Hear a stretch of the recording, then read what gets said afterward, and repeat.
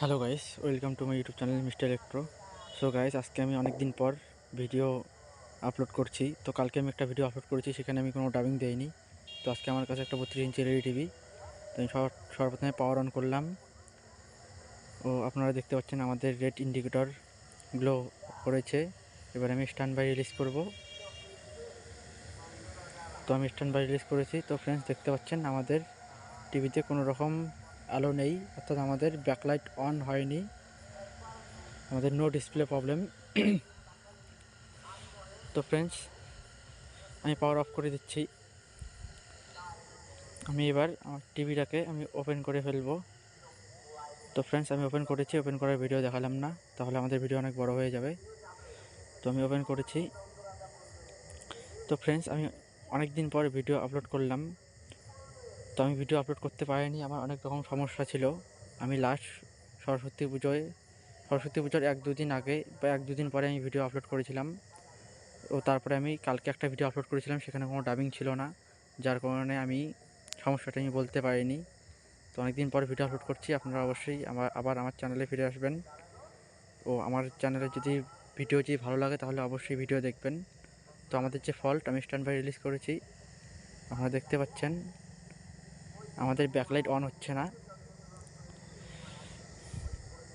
তো এটা যে সমস্যা আমি আপনাদেরকে দেখাবো। ভিডিও অবশ্যই লাস্ট পর্যন্ত দেখবেন, তাহলে ভালো করে বুঝতে পারবেন।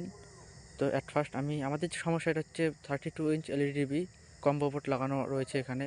এখানে power supply, motherboard, backlight driver সব কিছু একসাথে ইনবিল্ট। তো এটার যে ফল্ট, ব্যাকলাইট কাটেনি, ব্যাকলাইট ওকে রয়েছে, যার কারণে আমাদের ওয়ান টাইম বিলিং হচ্ছে। কয়েক মিলি সেকেন্ডের জন্য আমাদের ব্যাকলাইটটি অন হয়ে অফ হয়ে যাচ্ছে। তো আমি ভোল্টেজ মেজার করে দেখাচ্ছি, 19 ভোল্ট। ব্যাকলাইট ড্রাইভারের যে আউটপুট ভোল্টেজ 19 ভোল্ট দেখতে পাচ্ছেন। এখানে আমাদের ভোল্টেজ অনেক বেশি হওয়া দরকার।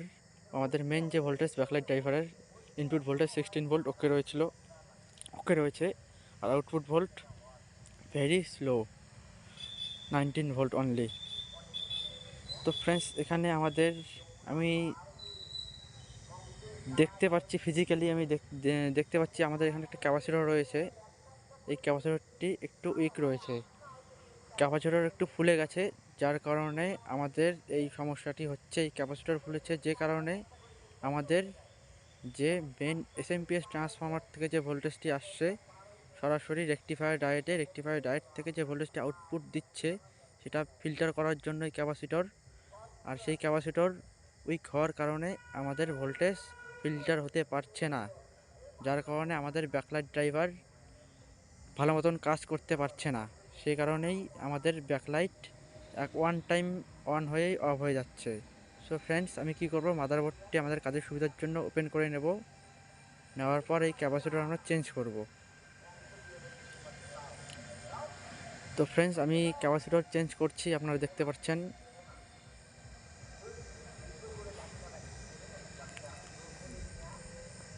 তো ফ্রেন্ডস, আমি অনেক দিন পর ভিডিও সাথে এই কথা আমি বারবার বলছি, কারণ আমি কন্টিনিউ 7 থেকে 8 মাস আমি কোনো রকম ভিডিও আপলোড করিনি। আপনারা ভ্যালুটা দেখে নেবেন একবার, আমি তারপরে বলছি। আমি এর পরিবর্তে একটু অন্যরকম ভ্যালু লাগাবো, আপনারা একবার দেখবেন ভালো করে। এখানে আমাদের 35 ভোল্ট 470 মাইক্রোফ্যারাড লাগাচ্ছি, কিন্তু ছিল অন্যরকম ভ্যালু, সেটা আপনারা দেখতেই পেরেছেন।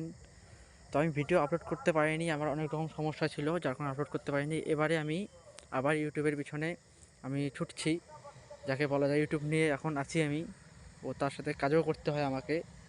এবারে আমি ইউটিউবে মানে আগে যেরকম করে ভিডিও ছাড়তাম তার থেকে চেষ্টা করব আরও খুব ঘন ঘন ভিডিও ছাড়ার চেষ্টা করব আর কি, সপ্তাহে 2-3টে এরকম চেষ্টা করব। তো ফ্রেন্ডস, অবশ্যই আপনারা আমাদের সাথে থাকবেন। তো ফ্রেন্ডস, আমি ক্যাপাসিটর ইনস্টল করছি, আপনারা দেখতে পাচ্ছেন। সোল্ডার করার পর ঠিক ভালোভাবে, এখানে বেশি কিছু ফল্ট নয় ব্যাকলাইট ড্রাইভারের। এরপরও যদি আপনাদের যদি কোনো রকম ব্যাকলাইট নিয়ে সমস্যা বা ব্যাকলাইট ড্রাইভারের যদি কোনো সমস্যা থাকে, আমাকে কমেন্ট করতে পারেন। আমি আপনাদের সমস্যার সমাধান আমি দেওয়ার চেষ্টা করব। ও আমি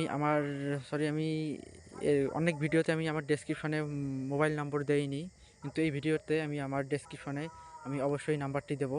আমি ভিডিওটি ডাবিং দিচ্ছি এখন, তো আমি নাম্বারটা দিয়ে দেবো। আপনাদের যদি কোনো সমস্যা হয় আমাকে ওই নাম্বারে হোয়াটসঅ্যাপ করতে পারেন। আমি আপনাদের সমস্যার সমাধান করার চেষ্টা করব যতটুকু পারি। শুধু ব্যাকলাইট টাইপে না, যে কোনো সমস্যার ক্ষেত্রে আপনারা আমাকে কমেন্ট করতে পারেন, আমি চেষ্টা করব সলভ করার। তো ফ্রেন্ডস, আমি এবারে পাওয়ার অন করব। আবার আমাদের বোর্ড ইনস্টলেশন হয়ে গেছে। দেখুন আমাদের, সরি, আমি হচ্ছে ব্যাকলাইট ইন্ডিকেটরের যে কানেক্টর, ব্যাকলাইট ড্রাইভারের কানেক্টর আমি লাগিয়ে নিলাম। পাওয়ার অন করেছি, স্ট্যান্ড বাই রিলিজ করব। রিলিজ করলাম। দেখুন আমাদের ব্যাকলাইট অন হয়েছে। এবারে কোনো রকম ব্লিং ছিল না প্রবলেম সলভ করার পর। এবারে দেখতে পাচ্ছেন আমাদের যে গ্রাফিক্স পুরোটাই রেডি। আমাদের ব্যাকলাইট অন হয়েছে ও আমাদের পিকচার একদম ভালোভাবে চলে এসেছে। আমি এখানে এভি সিগন্যাল দিইনি, কারণ ভিডিও দেখালে অনেক সময় কপিরাইট আসে, যার কারণে আমি নো সিগন্যালের লোগো দেখাচ্ছি। দেখতে পাচ্ছেন নো সিগন্যালের লোগো একদম ভালো রকমভাবে দেখাচ্ছে।